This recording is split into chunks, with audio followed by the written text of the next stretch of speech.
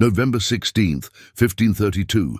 In a mountain plaza in Peru, 168 starving Spanish soldiers face 80,000 Inca warriors. The odds? 476 to 1.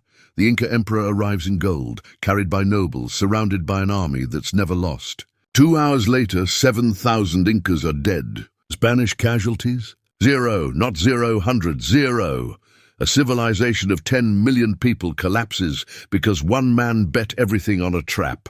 The ransom paid could buy a country. The betrayal that followed destroyed an empire. And the disease that arrived uninvited killed more than all the swords in Spain. By the end of this, you'll understand how 168 men shattered a continent, why the largest ransom in history couldn't buy freedom, and how smallpox became the conquistador Spain never paid. This is Cajamarca, where an empire died in an afternoon. The year is 1532. The Inca Empire stretches 2,500 miles down the spine of South America. 14 million people, roads connecting mountains to ocean, gold everywhere. It's the largest empire in the Americas, and it's tearing itself apart. Two brothers, Atahualpa and Huascar, are drowning an empire in blood over who gets to wear the crown. 100,000 dead. The winner, Atahualpa. He's resting in thermal baths near Cajamarca when news arrives. Pale men with metal skin have landed on the coast. Francisco Pizarro is 54 years old, illiterate, born a bastard, raised herding pigs in Spanish poverty. But he's spent 3 decades in the New World, learning one skill: how to break empires. He watched Cortés shatter the Aztecs with 600 men. Now Pizarro's got 168. They're starving.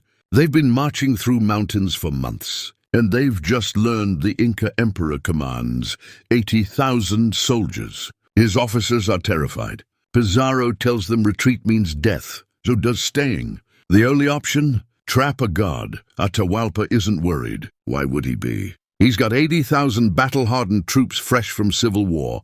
These Spaniards? A curiosity. Strange animals. Loud sticks. But 168 men can't threaten an empire. He's heard rumors they enslave people, worship gold. But he's also heard they claim to bring a message from their god. Fine. He'll meet them. He'll see what they want. Maybe keep them as entertainment. Maybe kill them later. He has all the time in the world. They have none. November 15th. Pizarro enters Cajamarca. The town's been emptied. 2,000 civilians gone on Atahualpa's orders. The Inca army sits on the hills above, like a storm waiting to break. Any attack uphill is suicide. Any retreat through mountain passes is death. Pizarro gathers his officers in the empty plaza. His plan is insane: kidnap the emperor from the middle of his own army. It's what Cortés did to Montezuma. It's never been tried twice. It shouldn't work, but they're dead anyway if they don't. Pizarro sends his brother Hernando and officer Hernando de Soto to Atahualpa's camp. 2 men in full armor riding horses the Incas have never seen. They march into 80,000 warriors like they own the world. The message: come to Cajamarca tomorrow. We'll feast. We'll talk. Atahualpa watches these armored men and feels nothing but curiosity. He agrees. Of course he agrees. What's 168 men to a god emperor? He'll bring a retinue. Leave his weapons outside. Show these strangers how generous Inca hospitality can be. He has no idea he's walking into geometry. The Spanish spend the night hiding cannons, positioning cavalry in stone buildings around the plaza. They're shaking. Some are praying. Others are sharpening swords they know won't be enough. Pizarro walks among them, silent, cold. He's gambled everything on shock. On the Incas never seeing guns, never hearing cannons, never facing cavalry in an enclosed space. If Atahualpa brings his army into the plaza, they're all dead. If he doesn't, if he comes with just a retinue, unarmed, confident, then maybe, just maybe, Spain gets an empire. Morning comes. No one slept. Everyone's listening for the sound of 80,000 footsteps. And that's when the drums start. November 16th, late afternoon. Atahualpa leaves his main army half a mile outside Cajamarca. He enters the city with 7,000 attendants, unarmed except for ceremonial axes. He's carried in a litter by 80 nobles, draped in gold, surrounded by chiefs and commanders. It's a procession, not a war party. He's here to receive tribute, not fight. The plaza is silent, empty. The Spanish are hidden in buildings, watching through cracks in stone walls. Atahualpa stops in the center, looks around, waits. Where are these strange men who wanted to meet a god? A single figure emerges. Friar Vicente de Valverde, holding a Bible, flanked by an interpreter. He approaches Atahualpa and begins reading the Requerimiento, a legal document demanding the Inca Emperor accept Christianity and submit to Spain's king. Atahualpa listens through translation. His face doesn't change. Then he takes the Bible, examines it, flips through pages he can't read. The priest explains, this is the word of God. Atahualpa's response is precise. He throws the book into the dirt. His message is clear. I am the son of the sun. I bow to no one. Valverde turns and screams, Christians! These heathens blaspheme God! Attack! The cannons fire first. The sound cracks the air like the sky splitting open. Smoke fills the plaza. Inca attendants freeze. They've never heard anything like it. Then the cavalry charges. 67 horses exploding from hidden positions. Spanish riders screaming, steel flashing in afternoon light. The Incas panic. They're packed tight. No weapons, no armor. Nowhere to run. The plaza walls trap them like animals. Spanish infantry opens fire from the buildings. Arquebuses roaring. Smoke, blood, noise. It's not a battle. It's a slaughter in a stone cage. And it lasts 1 hour. A young Inca warrior tries to shield his chief with his own body. Spanish cavalry tramples both. An elder attempts to lift Atahualpa's litter and run. A sword splits his skull before he takes 3 steps. The nobles carrying the emperor refuse to drop him, even as blades cut them down. One by one they fall, replaced by others who step over corpses to hold their god-emperor above the carnage. Atahualpa doesn't move, doesn't speak. He watches his people die around him, his face carved from stone. The litter sways, but never touches the ground. Not yet. Pizarro fights his way toward Atahualpa. Spanish soldiers are trying to kill the emperor. He's worth nothing dead. Pizarro screams orders no one hears over cannon fire. He reaches the litter, grabs a Spaniard's sword arm mid-swing. The blade cuts Pizarro's hand instead. It's the only Spanish blood spilled today. He throws himself between his own men and the Inca emperor. Not mercy, strategy. Atahualpa alive is a key to an empire.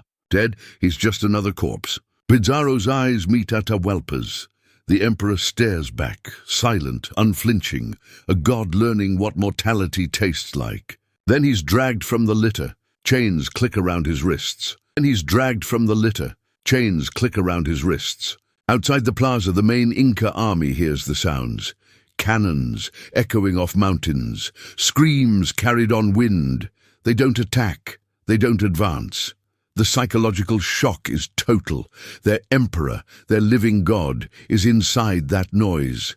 And when the sounds stop, when smoke clears and Spanish soldiers appear at the plaza entrance covered in blood, the Inca army breaks. 80,000 warriors scatter into the hills like water. No battle, no resistance. The sight of their captured emperor shatters something deeper than fear. It breaks the logic of their world. Gods don't bleed, gods don't get captured, but theirs just did. The plaza floor is slick with blood. 7,000 Inca dead in 1 hour, bodies stacked against walls where they tried to climb out and failed, ceremonial gold jewelry crushed into mud, feathered headdresses soaked red. Spanish soldiers walk through the carnage, boots squelching, stunned, silent. One conquistador vomits, another sits against a wall, shaking. They knew the plan. They didn't know what it would look like, sound like, smell like. Pizarro stands in the center of it all, hand bleeding through a cloth, watching his men realize they just broke the world. Atahualpa sits in chains nearby, still silent, still watching, still a god, just a captured one now. Spanish casualties, 0 dead, 1 hand wound. That's it. The math is obscene. 7,000 to nothing. Historians will call it the most lopsided battle in military history. But it wasn't a battle. Battles require both sides to fight.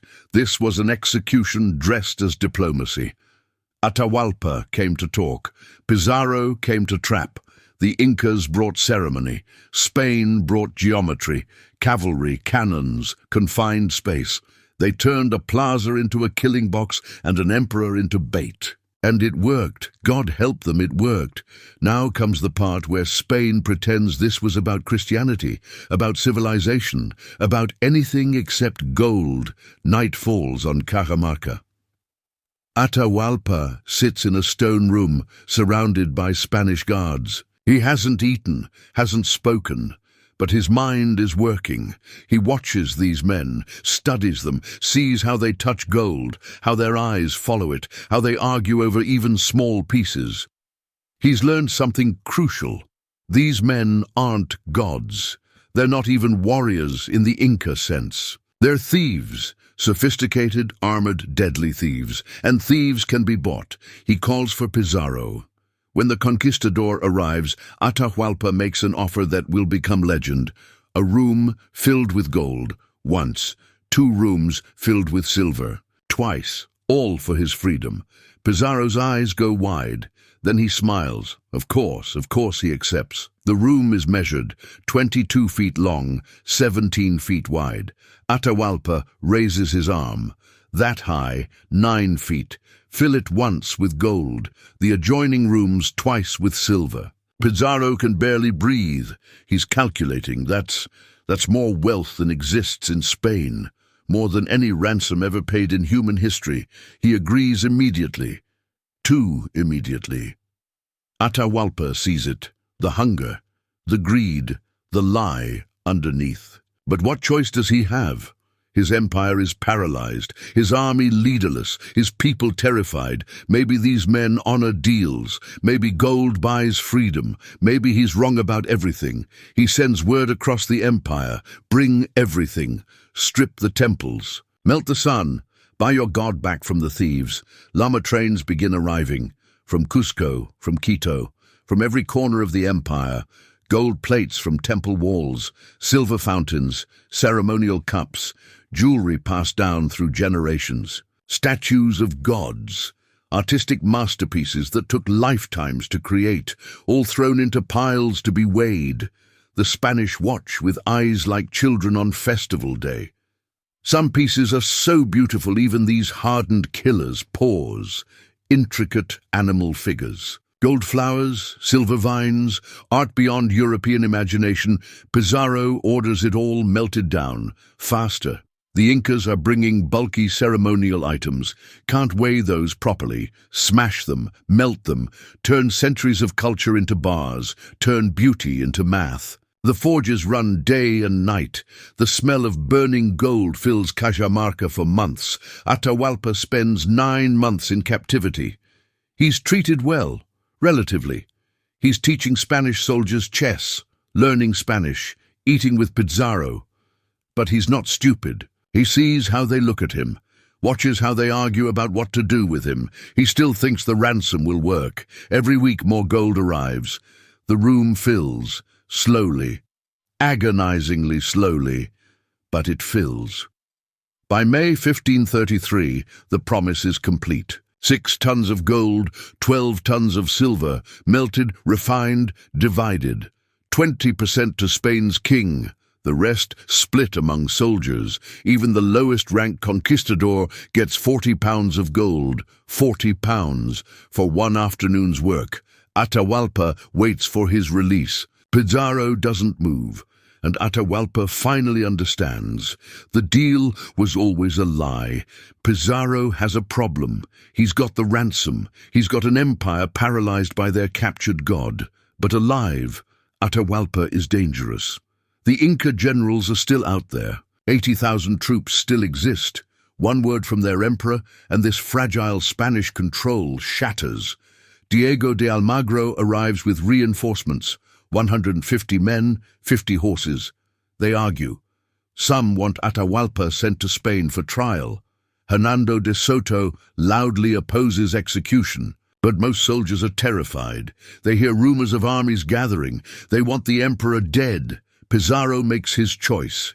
He'll kill Atahualpa. But first, he needs it to look legal, legitimate, like justice instead of murder. So he invents charges. 12 of them: adultery, idolatry, plotting rebellion, murdering his brother, none provable, all irrelevant. The verdict is already written. July 26, 1533. Atahualpa is sentenced to death by burning. The Spanish consider it fitting for a heathen. The Incas consider it horror. Burning prevents mummification, destroys the body needed for the afterlife. Atahualpa finally breaks his silence. He pleads, not for life, for his body. He'll convert. He'll accept their God. Anything. Just don't burn him. Friar Valverde sees an opportunity. Convert, he says, and we'll strangle you instead. Quick, painless, body intact. Atahualpa agrees. He's baptized, given a Christian name.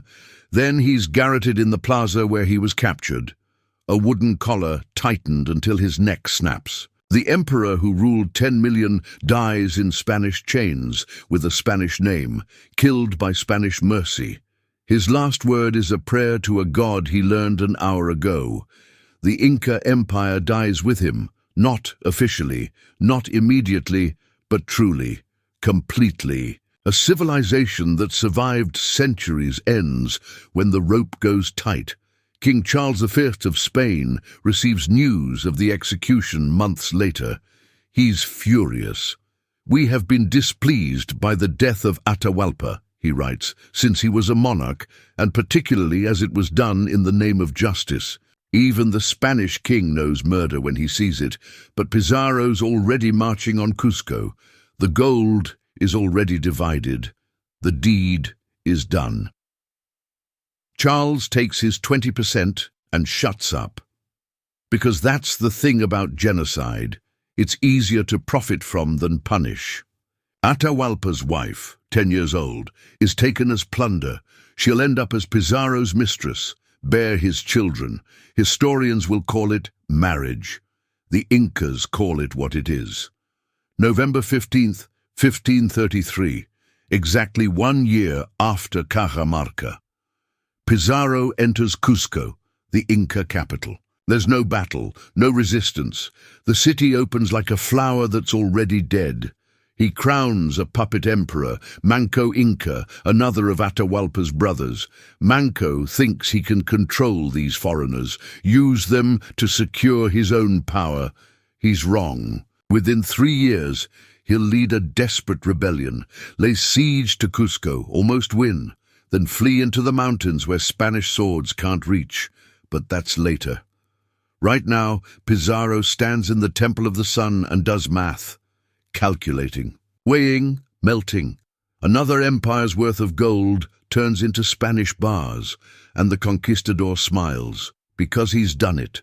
Broken an empire with 168 men, killed a god with a rope, and gotten rich beyond European dreams. But here's the part. They don't put on monuments. Pizarro didn't conquer the Incas. Smallpox did. The disease arrived before Pizarro, spread through trade routes, killed the previous emperor, killed the designated heir, triggered the civil war that left 100,000 dead and an empire divided. By the time Pizarro arrived, he was just picking at a corpse. And smallpox wasn't done. Wave after wave. 60 to 90% of the population dead within years. Not from swords, not from horses. From invisible death the Incas couldn't fight, couldn't understand, couldn't stop. Pizarro gets the credit. But smallpox did the work. Europe's greatest weapon was one they didn't even know they carried. The conquest spreads. Chile, Ecuador, Bolivia. Spanish soldiers march through mountains claiming land in the name of a king who's never seen these places. They're not soldiers anymore, they're landlords. Each conquistador gets encomiendas, land grants with indigenous slaves attached. The wealth is staggering. One afternoon's work at Cajamarca sets up families for generations. But it also breeds resentment. Not everyone got equal shares. Pizarro and his brothers took the lion's portion. Diego de Almagro feels cheated. Promised territory in Chile turns out to be worthless compared to Inca gold. The partnership that conquered an empire starts cracking. Blood that was united against the Incas turns on itself. Spain's about to learn. Conquistadors are better at destroying empires than sharing them. January 1535. Pizarro founds Lima, Ciudad de los Reyes, City of Kings. It becomes the capital of Spanish South America, a colonial monument built on Inca bones. The city grows. Churches rise on temple foundations. Spanish streets follow Inca roads. Gold flows to Spain. Silver follows. Enough precious metal to shift European economics for a century. Peru becomes the jewel in Spain's crown. And Pizarro? He's governor. Wealthy beyond imagination. Feared, respected, hated, he builds a palace. It takes more indigenous women, fathers children who'll inherit kingdoms. He's 60 years old, illiterate, still can't sign his own name. But he's conquered a continent. That's what matters, right? That's what history remembers. The victory, the gold, the empire. Not the cost. Never the cost, but the conquistadors are turning on each other. Almagro takes Cusco by force in 1538, claims the city falls in his territory, not Pizarro's. The civil war is brief and brutal. Pizarro sends his brother Hernando to reclaim the city. Battle of Las Salinas. Almagro loses, gets captured, begs for mercy. Pizarro has him executed anyway, garroted, just like Atahualpa. Poetic in a sick way. Almagro's son watches his father die, remembers, waits. Conquistadors don't forgive. And they definitely don't forget. Pizarro strips the son of land, money, title, leaves him bankrupt and humiliated, which is a mistake, because desperate men with nothing to lose are the most dangerous kind. And Almagro's son has 3 years to plan revenge. 3 years to gather 20 men who also hate Pizarro. 3 years to wait for the perfect moment. June 26, 1541. Sunday, Lima. Pizarro is 63 years old, eating dinner with friends in his palace. He's skipped church, says he's feeling ill. Really, he's been warned. Rumors of assassination plots. His brother Hernando told him before leaving for Spain, they're desperate and vengeful. They will dare strike you. Pizarro laughed. They wouldn't dare. Outside, 20 men led by Almagro's son are watching the palace. They've been waiting for Pizarro to leave for church. He hasn't. They realize he knows. They've been betrayed. One of them suggests fleeing. Juan de Rada draws his sword. Flight? The first one to run gets my blade. We finish this now. They kick open the palace door. Swords drawn, screaming, "Long live the king! Death to the tyrant!" Pizarro's guests scatter. Doors slam. Windows break. Most run, a few stay. His half-brother Martín de Alcántara grabs a sword. So do 2 others. They form a line. 4 men against 20. Pizarro is fumbling with his breastplate, fingers shaking, trying to buckle armor he hasn't worn in combat for years. The assassins crash through the dining room door. Martín dies first, sword through the chest. The other defenders fall within seconds. Now it's just Pizarro, old, alone, cornered in his own palace. He tears a sword off the wall, and for a moment, just a moment, he's the conquistador again, young, hungry, unkillable. He kills 2 assassins, runs a third through. Even at 63, even surprised, even dying, Francisco Pizarro is a killer. But there's too many, too close, too much hate in the room, they swarm him. Blades from every angle. Pizarro's sword gets knocked away. He takes a blade to the throat, another to the head. Defensive wounds on his hands, where he tried to stop steel he couldn't see. He collapses. Blood spreading across tile that cost a fortune. The man who conquered an empire dies in the palace built with their gold. His killers stand over him, breathing hard, covered in his blood. And Pizarro? He's not done. With his last strength, he dips a finger in his own blood, draws a cross on the floor, leans down, kisses it.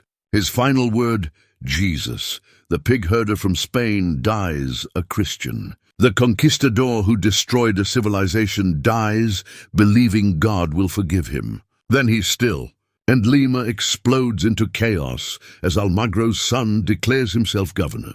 The civil war Pizarro started with betrayal ends with his own murder. Poetic, brutal, fitting. Pizarro's body is found hours later, stabbed 17 times. Head wounds, defensive cuts on his palms. Forensic examination centuries later confirms He fought until he couldn't stand. But here's the thing about Pizarro's death. It doesn't matter. Not really. Because by 1541 the damage is done. The Inca Empire is shattered. Millions dead from disease. Temples stripped. Roads crumbling. Culture erased. Pizarro's assassination doesn't save anyone. Doesn't restore anything. It's just Spanish blood on Spanish tile in a Spanish palace built on Inca ruins. The conquistadors tear each other apart over spoils they stole. And the people they conquered. Still dying, still enslaved, still watching their world burn. Pizarro's death is revenge, not justice. Because justice would require bringing back the dead. And there are too many graves for that. Hernando Pizarro, the brother who executed Almagro, spends 20 years in Spanish prison. Not for killing Atahualpa, not for genocide. For executing a Spanish nobleman without proper trial. That's what Spain cared about. Spanish blood, not Inca. Gonzalo Pizarro rebels against the Spanish crown and gets beheaded in 1548. Juan Pizarro died during the Inca siege of Cusco. The Pizarro brothers who conquered an empire. Together die separately, violently hated. Their legacy? Lima, a city that still stands. Spanish as the dominant language in South America. Catholicism, and millions of descendants who carry both Spanish and indigenous blood in their veins. Hybrid people from a hybrid history soaked in violence. The Inca resistance continues. Manco Inca escapes into the mountains. Establishes Vilcabamba, a neo-Inca state that survives for decades. His sons continue fighting. Tupac Amaru, the last Inca emperor, is captured and executed in Cusco's main plaza in 1572. 40 years after Cajamarca, the Spanish make indigenous people watch as they behead the last living symbol of the empire. The crowd doesn't cheer. They weep openly, thousands of people sobbing as the executioner's sword falls. Because even after 40 years of Spanish rule, even after disease and war and cultural destruction, the Incas still remember. They know who they were, what they lost. The empire is dead, but memory survives in language, in stories, in bloodlines that refuse to forget. Let's talk numbers. Inca population before contact, 6 to 14 million, depending on estimates. Population by 1600, less than 1 million. Disease killed most. Smallpox, typhus, measles, influenza, waves of death the indigenous population had no immunity against. The Spanish didn't need to kill everyone. European germs did it for them. And the survivors? Enslaved. Worked to death in silver mines, in gold fields, building churches on their own holy sites. The meter system, forced labor, kills thousands more. By the 1700s, indigenous population hits its lowest point. Some communities vanish entirely. Languages die. Cultural practices forgotten. The conquest isn't just military. It's biological, economic, cultural, total. When historians call it genocide, they're being literal. But Spain pays a price too. The silver and gold flooding from Peru causes massive inflation in Europe. Prices skyrocket.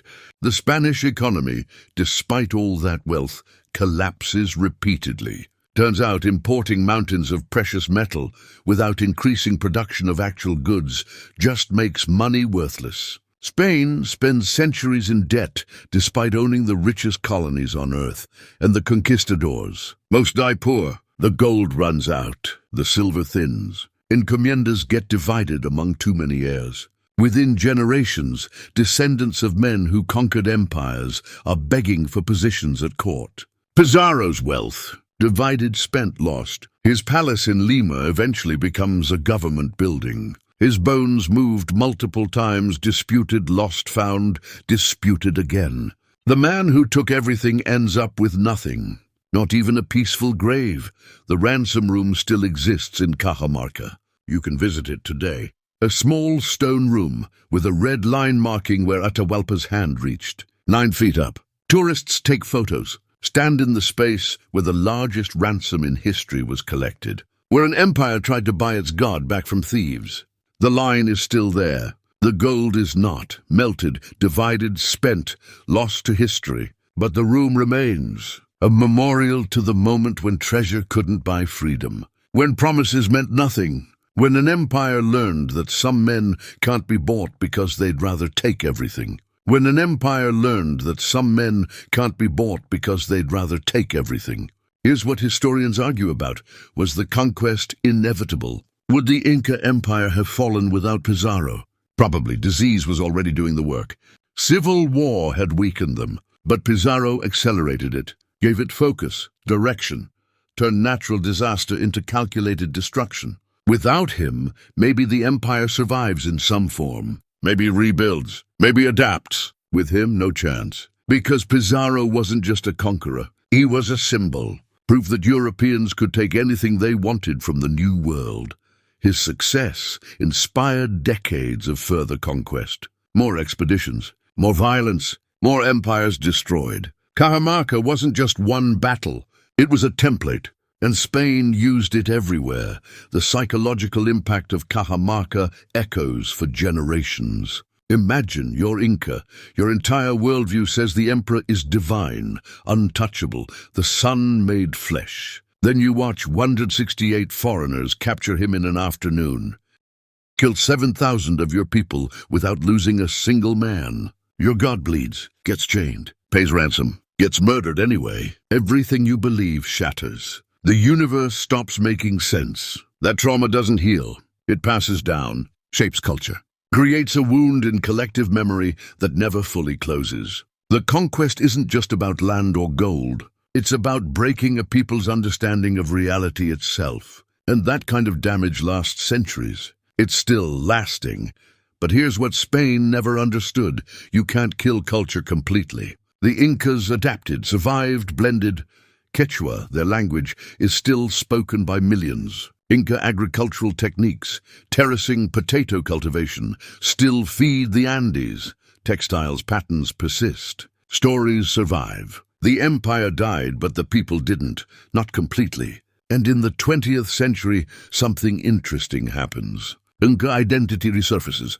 Pride returns. Peru reclaims its indigenous heritage. Machu Picchu, discovered by Hiram Bingham in 1911, becomes a global symbol, not of defeat, of survival. The stones Pizarro couldn't topple. The culture Spain couldn't erase. Cajamarca was a massacre, but it wasn't an ending. Just a terrible, bloody chapter. So what's the lesson? What do we take from 168 men destroying an empire? From disease killing more than swords? From the largest ransom in history buying nothing but time? Maybe this: empires are fragile. Power is an illusion, and sometimes history turns on tiny moments. A decision to enter a plaza unarmed, a priest handing over a book, a signal to fire. Cajamarca teaches us that numerical advantage means nothing without adaptability. That disease is the cruelest conquistador. That greed given opportunity will destroy civilizations. And that the men who break worlds rarely die peacefully in their beds. Pizarro conquered an empire and died bleeding on his palace floor, killed by the same violence that made him. Sometimes karma is just delayed. Not absent one last thing. Remember Atahualpa's wife? 10 years old when captured, forced to watch her husband executed, made Pizarro's mistress, mother to his children. She outlives him, survives the assassination, eventually marries a Spanish interpreter and lives another decade. Her name was Cuxirime Oclo. The Spanish called her Doña Angelina. History barely remembers her, but she's the perfect symbol of the conquest. Indigenous royalty reduced to Spanish property, forced to birth the children of the empire that destroyed hers, surviving by adapting to a world she never asked for. Her story is Peru's story, conquered, renamed, surviving, never quite Spanish, never quite Inca anymore. Something new, something wounded, something that endures anyway. That's the real legacy of Cajamarca, not the battle, the survival afterward. We romanticize conquistadors sometimes. Movies make them adventurers, brave explorers. Pizarro was none of those things. He was a 54-year-old illiterate pig herder who stumbled into history's greatest heist and had the ruthlessness to see it through. He wasn't clever. He copied Cortés' playbook. He wasn't brave. He ambushed unarmed men. He wasn't honorable. He executed the emperor who paid his ransom. what he was: effective, brutal, lucky, born in exactly the right time and place to turn poverty into power through violence. And that's the truth history doesn't like admitting. Some of the most consequential people in history aren't heroes or geniuses. They're just ruthless men who were willing to do things others weren't, and the world rewarded them for it. Until it didn't. Think about the scale one more time.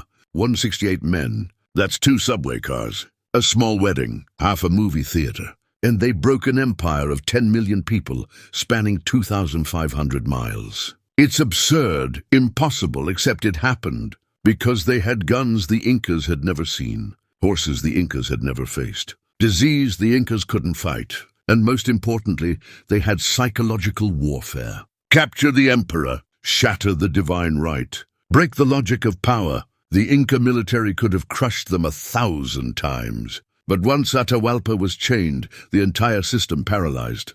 That's Pizarro's real genius, understanding that empires built on god-kings die when the god bleeds. He didn't need to fight 80,000 warriors. He just needed to trap one man. And he did.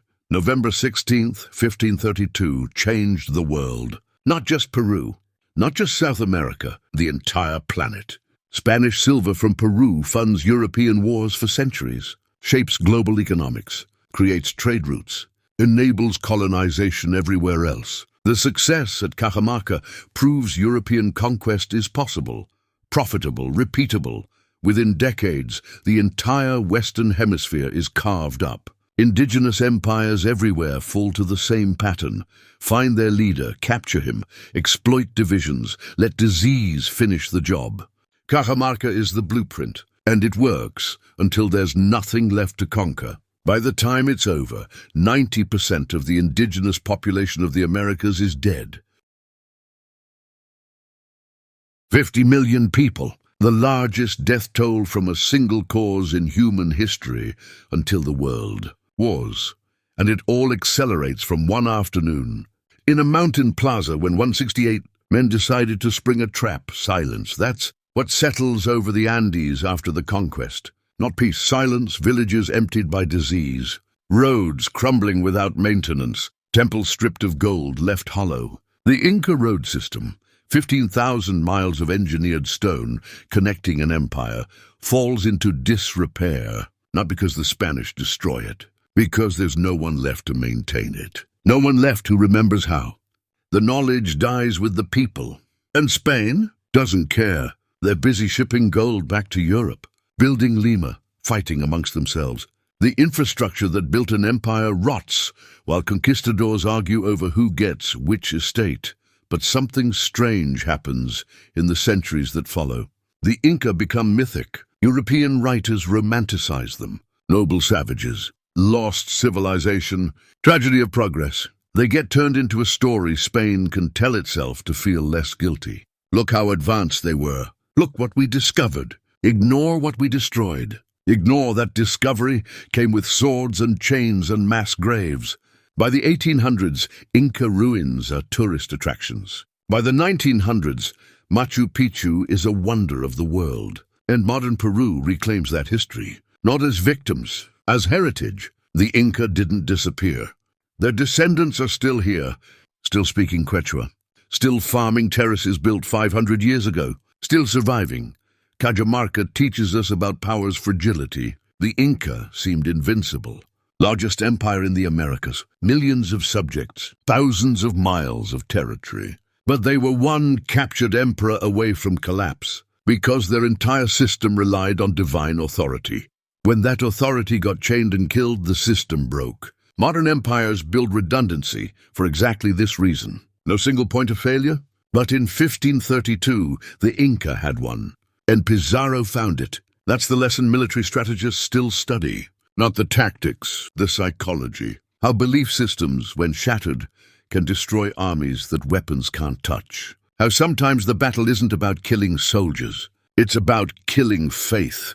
Pizarro died believing he'd done God's work, brought Christianity to heathens, expanded Spanish glory, enriched the crown. He drew that cross in his own blood because he genuinely thought he was righteous. That's the terrifying part, not that he was evil and knew it. That he was evil and didn't. He destroyed a civilization and died thinking he'd go to heaven for it. And maybe in 16th century Catholic Spain's logic he was right. Maybe God did approve. Maybe heaven welcomed the man who murdered millions for gold and baptisms. Or maybe, and this is what history suggests, good and evil aren't determined by intention. They're measured in mass graves. And by that metric, Francisco Pizarro was a monster who history rewards with statues and capital cities named after his victories. The ransom room in Cajamarca still has that red line on the wall, 9 feet high, marking where Atahualpa reached when he promised gold. Tourists stand there now, taking selfies, trying to touch the line, imagining the moment when an emperor traded his empire's wealth for his life, not knowing the deal was fake, not knowing Pizarro planned to kill him regardless. The room is small, unremarkable stone walls, dirt floor, but it contains the largest transaction in history, a civilization's treasure exchanged for nothing, a promise that was always a lie. And the saddest part? The gold is gone, the silver is gone, the empire is gone, but the room remains, empty, waiting, still measuring nothing, waiting, still measuring nothing. So here we are, 500 years later. The Inca Empire is a museum exhibit. Pizarro is a controversial historical figure. Cajamarca is a town in Peru where tourists visit the site where empires die. And we tell this story because it matters. Because it's a warning about what humans are capable of when greed meets opportunity. About how easily civilizations collapse when their fundamental beliefs get shattered. About how disease can be deadlier than any army. About how the men who change history aren't always heroes. Sometimes they're just ruthless. Sometimes they're just lucky. And sometimes, like Francisco Pizarro, they're pig herders who learn to kill gods. Empires fall. Gold gets spent. But stories survive. And this one survives because it's true. Every impossible detail, every horrible moment. 168 men, 80,000 warriors. One afternoon, one empire, gone, gone.